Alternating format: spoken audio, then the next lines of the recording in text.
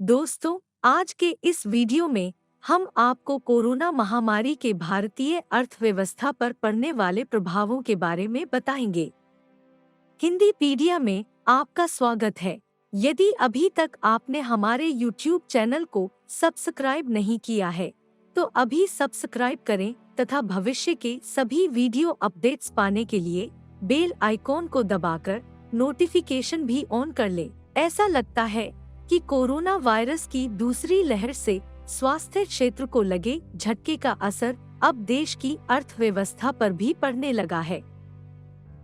महामारी की पहली लहर का सामना करने के बाद वित्तीय वर्ष 2021 की थर्ड क्वार्टर से अर्थव्यवस्था आखिरकार मुश्किल से उबरने के संकेत देने लगी थी।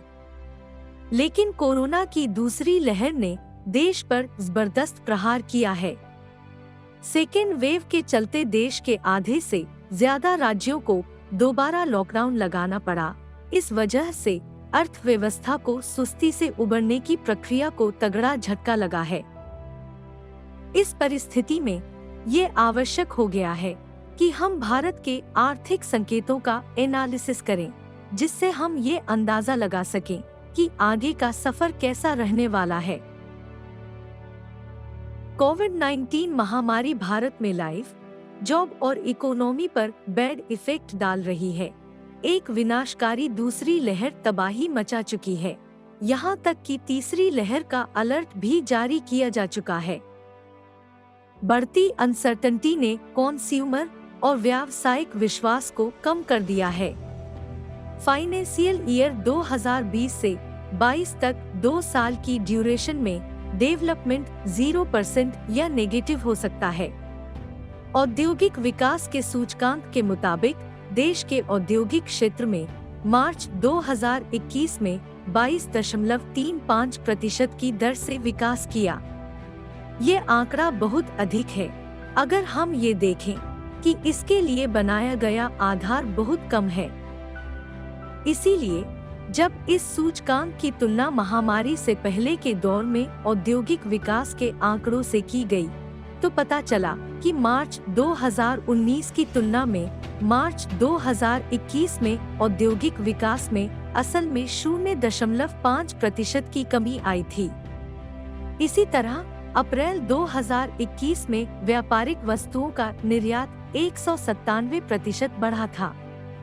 ये आंकड़ा पिछले वर्ष अप्रैल के आंकड़ों को आधार बनाकर निकाला गया है। कोविड-19 की पहली लहर के शुरुआती महीनों में अर्थव्यवस्था के संगठित और असंगठित दोनों ही क्षेत्रों पर बुरा असर डाला था। लेकिन बाद के महीनों में संगठित क्षेत्र ने खुद को बड़ी तेजी से बदली हुई परिस्थितियों के अनुरूप ढाल लिया।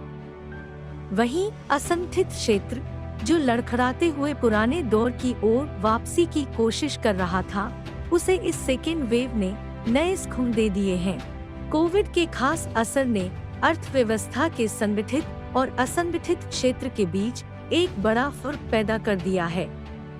संगठित क्षेत्र की बात करें तो केवल 4 महीनों में ही भारत की दर्जन भर स्टार्टअप कंपनियां बेहद प्रतिष्ठित यूनिकॉर्न क्लब का हिस्सा बन गईं। पूंजी बाजार में सूचीबद्ध कंपनियों का मार्केट कैपिटलाइजेशन अप्रैल 2021 में अप्रैल 2020 की तुलना में 60% बढ़ गया। पिछले लगातार 7 महीनों से जीएसटी कलेक्शन 1 खरब के स्तर से ऊपर ही रह रहा है। अप्रैल 2021 में ये अपने अब तक के शीर्ष पर पहुंच गया था।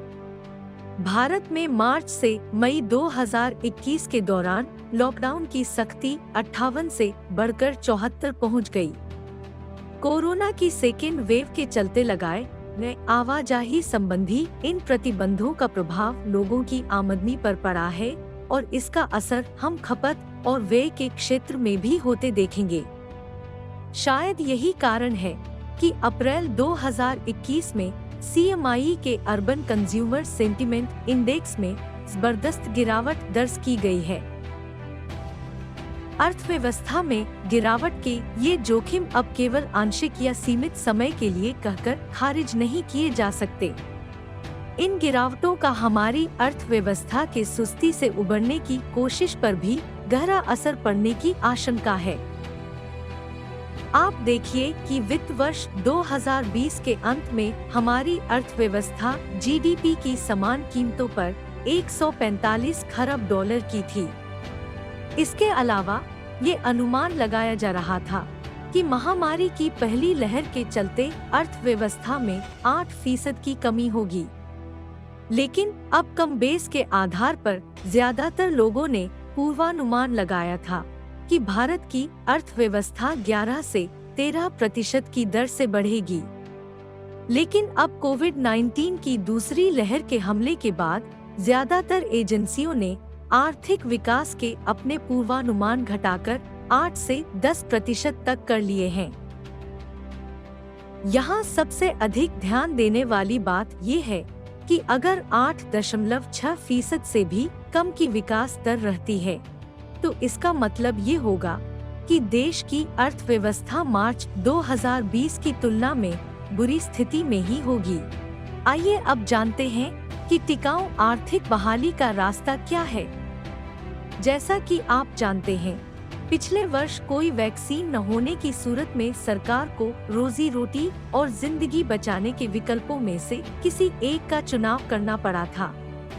रोजी रोटी के बजाय लोगों की जिंदगी बचाने को तरजीह देने के कारण कोविड-19 की पहली लहर का पीक सितंबर 2020 तक टाला जा सका था। देश में कोरोना की पहली वेव का असर ज्यादातर महामारी विशेषज्ञों द्वारा व्यक्त की गई आशंका से कहीं कम रहा था। हमारे देश में पॉजिटिविटी रेट यानी सारे कोरोना वायरस टेस्ट में संक्रमित पाए गए लोगों की दर अपने शीर्ष यानी सितंबर 2020 के दौरान भी 13% ही रही थी।